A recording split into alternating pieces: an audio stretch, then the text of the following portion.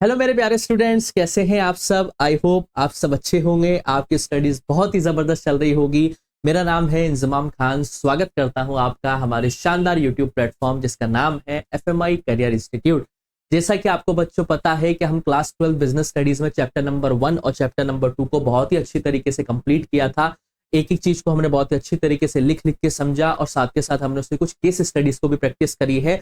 ये सिर्फ case studies बेटे काइंड ऑफ शॉर्ट प्रैक्टिस है। जब सिलेबस कंप्लीट होगा उसके बाद हम बहुत सारे तरीके की केस स्टडीज आपके लिए लेके आएंगे। बस आपको हमारे साथ पढ़ते रहना है। तो आज हम स्टार्ट करने वाले हैं बेटा क्लास 12 बिजनेस स्टडीज का चैप्टर नंबर 3 जिसका नाम है बिजनेस एनवायरनमेंट।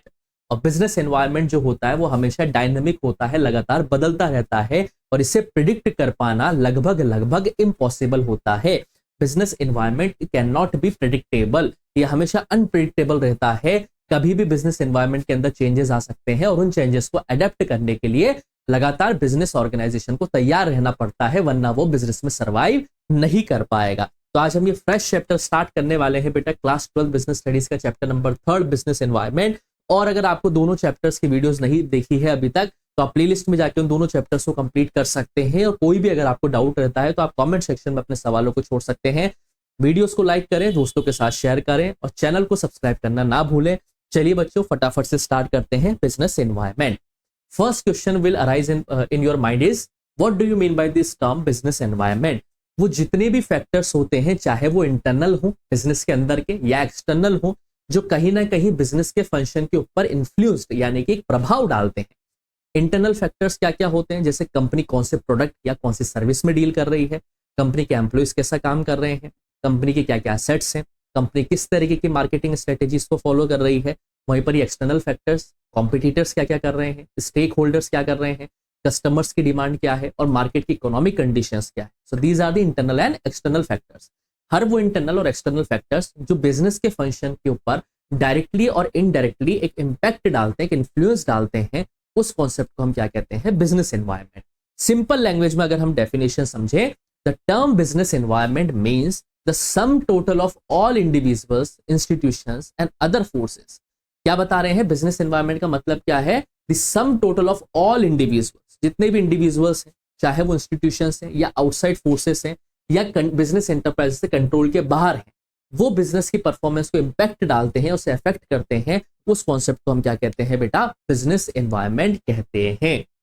आई होप आपको ये चीज समझ में आई होगी कि बिजनेस एनवायरनमेंट क्या होता है। चाहे कोई इंडिविजुअल हो, चाहे कोई इंस्टीट्यूशंस हो, इंटरनल फोर्सेस हो या एक्सटर्नल फोर्सेस हो, जो बिजनेस एंटरप्राइजेस से कंट्रोल के बाहर है और वो कहीं ना कहीं बिजनेस की परफॉर्मेंस को इंपैक्ट करते हैं, उस कॉन्सेप्ट को हम क्या कहते हैं बेटा, बिजनेस एनवायरनमेंट कहते हैं।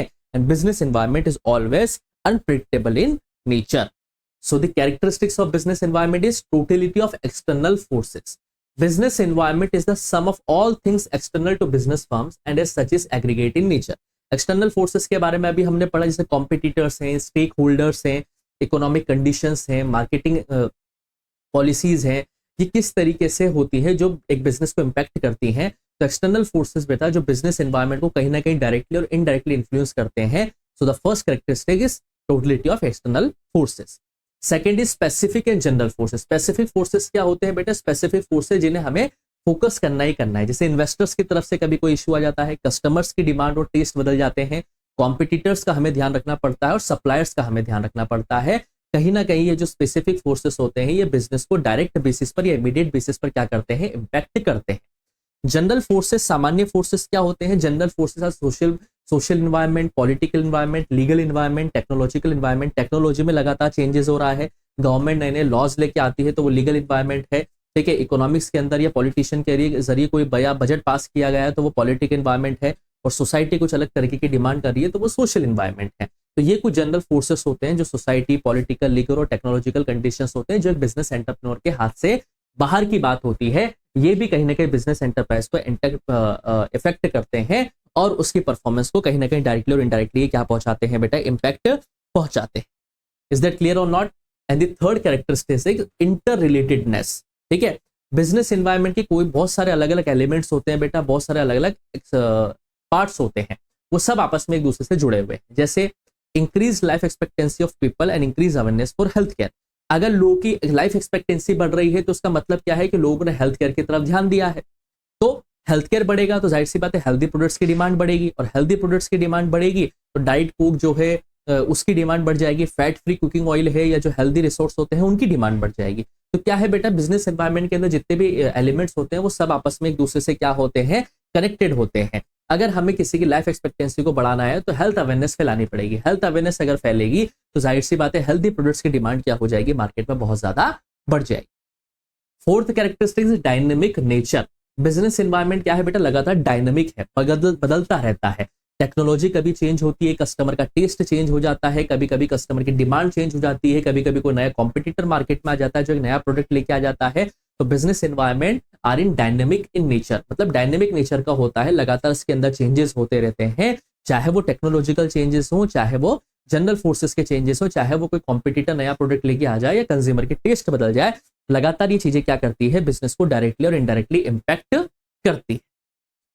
Fifth characteristics of business environment is uncertainty. Business environment को आप प्रिडिक्ट नहीं कर सकते हैं बेटा कि भविष्य में क्या होने वाला है, आप सिर्फ एज्यूम करते हैं कि भविष्य में चीजें कैसी रहेगी और उसके अकॉर्डिंग आप प्लानिंग करते हैं। लेकिन बिजनेस का जो एनवायरनमेंट होता है वो अनसर्टेन नेचर का होता है, ये बहुत ही डिफिकल्ट है कि हम फ्यूचर को प्रिडिक्ट कर पाए।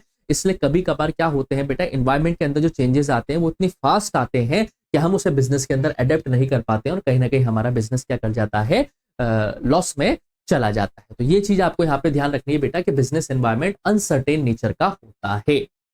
Sixth characteristics is complexity. Complexity का मतलब यहाँ पे क्या है बेटा, देखिए बिजनेस एनवायरनमेंट जो होता है वो इंटररिलेटेड है, डायनामिक है और काफी सारे तरीके के बिजनेस एनवायरनमेंट के सोर्सेस है जो उसे इफेक्ट करते हैं। ठीक है, तो ये डिफिकल्ट है बेटा कि बिजनेस एनवायरनमेंट को हम समझ पाए। ठीक है, इन अदर वर्ड्स हम कह सकते हैं कि बिजनेस एनवायरनमेंट एक कॉम्प्लेक्स फेनोमेनन है। ठीक है, it is relatively easier to understand parts, मतलब हम इसे अगर पार्ट्स में, टुकड़ों में फाड़ के अगर हम समझते हैं तो बिजनेस एनवायरनमेंट हमें अच्छी तरीके से समझ में आ जाएगा। अगर हम इसे एज अ होल पढ़ने की या एज अ होल इसे समझने की हम कोशिश करेंगे तो हम डिफिकल्टी फेस करेंगे। तो अगर बिजनेस एनवायरनमेंट एक कॉम्प्लेक्स टॉपिक है, अगर इसे हमें क्रैक करना है और अगर इसे हमें समझना है तो हमें इसे क्या करना पड़ेगा, पार्ट्स में डिवाइड करके समझना पड़ेगा ताकि हम उस बिजनेस एनवायरनमेंट के साथ अपना तालमेल बिठा पाए। And the last characteristics of business environment is relativity. Business environment एक रिलेटिव कॉन्सेप्ट होता है, मतलब बिजनेस का जो एनवायरनमेंट होता है वो तो कंट्री टू कंट्री और रीजन टू रीजन डिफर होता जाता है। राजस्थान का अलग बिजनेस एनवायरनमेंट है, मध्य प्रदेश का अलग बिजनेस एनवायरनमेंट है, इंडिया का अलग बिजनेस एनवायरनमेंट है, यूएसए का अलग बिजनेस एनवायरनमेंट होती है। तो याद रखना बिजनेस एनवायरनमेंट जो होता है वो एक रिलेटिव कॉन्सेप्ट होता है, कंट्री टू कंट्री और रीजन टू रीजन ये वेराई करता है। फॉर एग्जाम्पल इंडिया के अंदर साड़ी की डिमांड जो होती है वो हमेशा हाई रहती है, वहीं पर ही फ्रांस के अंदर आपको साड़ी की डिमांड बिल्कुल ना के बराबर देखने को मिलेगी।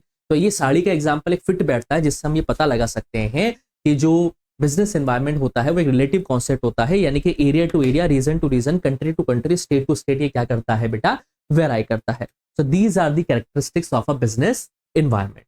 आई होप आपको बिजनेस एनवायरनमेंट का मतलब समझ में आया होगा बेटा कि इंटरनल फोर्सेस और एक्सटर्नल फोर्सेस जो बिजनेस एनवायरनमेंट को डायरेक्टली और इनडायरेक्टली इंपैक्ट करते हैं, उन सभी फोर्सेस को हम बिजनेस एनवायरनमेंट के अंदर इंक्लूड करते हैं।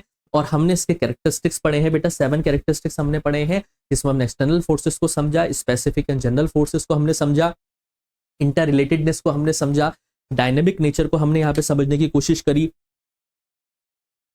अनसर्टेनिटी पे हमने बात करी, कॉम्प्लेक्सिटी पे हमने बात करी, रिलेटिविटी पे बात करी। आई होप आपको ये सारे के सारे टॉपिक समझ में आए होंगे। ठीक है बेटा, क्लियर है? तो आज का हमारा लेक्चर इतना ही रहेगा। आज बस आपको इतना सा ही पढ़ना है, इसको अच्छी तरीके से समझना है। कोई भी अगर आपको डाउट रहता है तो आप कमेंट सेक्शन में अपने सवालों को छोड़ सकते हैं। जल्दी ही मिलूंगा आपसे इसके लेक्चर नंबर 2 के साथ।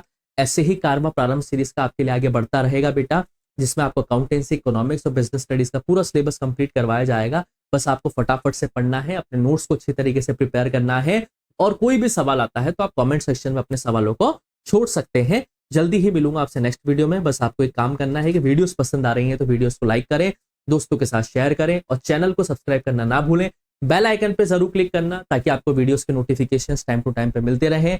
जल्दी ही मिलूंगा आपसे बिजनेस एनवायरनमेंट के लेक्चर नंबर 2 के साथ। तब तक के लिए आप लोग पढ़ते रहिए, मस्त रहिए। Thank you.